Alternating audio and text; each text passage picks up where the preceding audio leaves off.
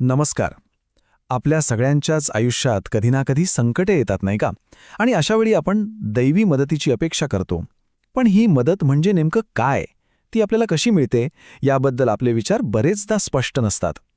चला तर मग आज आपण स्वामी समर्थांच्या दृष्टिकोनातून पाहूया की संकटात मिळणारी शक्ती, तिचा एक वेगळा पैलू काय आहे. सुरुवातच करूया एका अगदी थेट आणि महत्त्वाच्या प्रश्नानं. विचार करा, अशी परिस्थिती येतेच जेव्हा एखादी व्यक्ती पूर्णपणे हतबल होते. असं वाटतं की सगळे मार्ग बंद झालेत. मग मग अशावेळी काय होतं? खरं तर ह्याच प्रश्नाच्या उत्तरात आपल्याला या संपूर्ण विश्लेषणाचं सार सापडणार आहे. तर या प्रवासाचा पहिला टप्पा, तो म्हणजे ती अवस्था जेव्हा समोरचा मार्गच दिसेनासा होतो. ही संकटाची सुरुवात असते आणि अशी अवस्था आपल्यापैकी बऱ्याच जणांनी कधी ना कधी अनुभवली असेल. जेव्हा संकट खूप गहिरं होतं ना, तेव्हा मनाची अवस्था अगदी अशीच होते. मन भीतीनी आणि चिंतेनी पूर्णपणे भरून जातं. पुढे काय करायचं काहीच सुचत नाही. कुठलाच रस्ता स्पष्ट दिसत नाही. सगळीकडे फक्त अंधार आणि अनिश्चितता. पण गंमत अशी आहे की जेव्हा असं वाटतं की सगळी दारं बंद झाली आहेत, बरोबर तेव्हाच स्वामी समर्थांच्या मदतीचं खरं स्वरूप आपल्या समोर येतं. आणि ही मदत म्हणजे काय, तर आतून मिळणारी शक्ती. हा बाहेरून होणारा एखादा चमत्कार नाहीये, तर आपल्या आतमध्ये होणारा एक खूप मोठा बदल आहे. आता बघा, इथे मदतीकडे बघण्याचे दोन वेगवेगळे दृष्टिकोन दिसतायत. पहिला म्हणजे आपली नेहमीची अपेक्षा. आपल्याला काय वाटतं की कोणीतरी येईल, एखादा चमत्कार घडेल आणि आपलं संकट क्षणात दूर होईल. पण स्वामी समर्थांची पद्धती अशी नाहीये. खरं तर ती खूप वेगळी आहे. ते संकट दूर करत नाहीत. उलट ते आपल्याला आतून इतकी शक्ती देतात की आपण त्या संकटाला सामोरं जाऊ शकतो. म्हणजे खराभर समस्या संपवण्यावर नाहीये, तर ती समस्या पार करण्याची ताकद आपल्या आत निर्माण करण्यावर आहे. आणि खरं सांगायचं तर ही आतून मिळालेली ताकदच खरा चमत्कार आहे. कारण एकदा का ही शक्ती मिळाली की मोठातलं मोठं संकटसुद्धा आपल्याला पेलवण्यासारखं वाटू लागतं. ठीक आहे, मग ही आतून मिळणारी शक्ती किंवा कृपा ती प्रत्यक्षात दिसते कशी? तिचे संकेत कसे ओळखायचे? कारण अनेकदा हे संकेत अदृश्य असतात, ते आपल्याला सहज लक्षात येत नाहीत. हे बघा, कृपा अशा वेगवेगळ्या रूपातून आपल्यापर्यंत पोहोचते.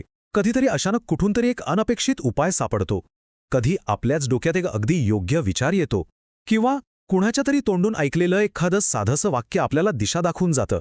कधीकधी अचानक झालेली एखादी भेट किंवा मिळालेली एक नवी संधी पूर्ण परिस्थितीच बदलून टाकते. आणि हेच तर स्वामी समर्थांचं कार्य आहे. ते आपल्याला बरोबर वेळी योग्य विचार, योग्य व्यक्ती किंवा योग्य संधी पुरवतात, जेणेकरून आपण आपला मार्ग स्वतः शोधू शकू. ते आपल्याला पांगळ नाही, तर स्वावलंबी बनवतात. पण एक गोष्ट लक्षात ठेवली पाहिजे, ही कृपा मिळवण्यासाठी फक्त वाट बघून चालत नाही. इथे आपल्या श्रद्धा आणि संयमाची खऱ्या अर्थाने परीक्षा होते. हा काही एकतर्फी मामला नाहीये. तर ही कृपा मिळवण्याचा मार्ग या 3 पायऱ्यांमधून जातो. पहिली आणि सगळ्यात महत्त्वाची पायरी म्हणजे श्रद्धेने नामस्मरण करत राहणं. दुसरी, कितीही कठीण प्रसंग आला तरी आपलं मन शांत ठेवण्याचा प्रयत्न करणं. आणि तिसरी, आपलं योग्य कर्म करत राहणं, प्रयत्न कधीच न सोडणं. या कृतीतूनच आपली श्रद्धा सिद्ध होते. आणि मग जेव्हा श्रद्धा आणि संयम दोन्ही टिकून राहतं ना, तेव्हा आतून एक विश्वास जागा होतो.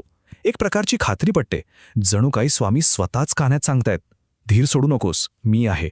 फक्त ही एक भावना की आपण या लढाईत एकटे नाही आहोत, आपल्यासोबत कोणीतरी आहे, ही एकच भावना माणसाला पुन्हा उभं करण्यासाठी पुरेशी ठरते. याच विश्वासातून तर खरी शक्ती मिळते. चला, आता आपण शेवटच्या आणि सगळ्यात महत्त्वाच्या भागाकडे वळूया. इथं आपल्याला संकटाकडे बघण्याचा आपला दृष्टिकोनच बदलायचा आहे. संकट म्हणजे नक्की काय?